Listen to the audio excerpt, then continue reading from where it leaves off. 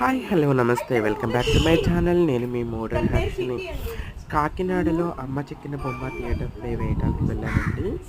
రిటర్న్లో టీం అందరం కలిసి టెంపుల్స్ని విజిట్ చేసుకుంటూ ఎక్స్ప్లోర్ చేసుకుంటూ వచ్చాము. It was a great experience. చాలా చాలా మంచి ఎక్స్పీరియన్స్ వచ్చింది. ఇది కాకినాడలో ఉన్నటువంటి బ్యూటిఫుల్ పురాతన కాలం నాటి టెంపుల్ అండి. నారదుడు మహర్షి వారి టెంపుల్ అంటారు ఇది.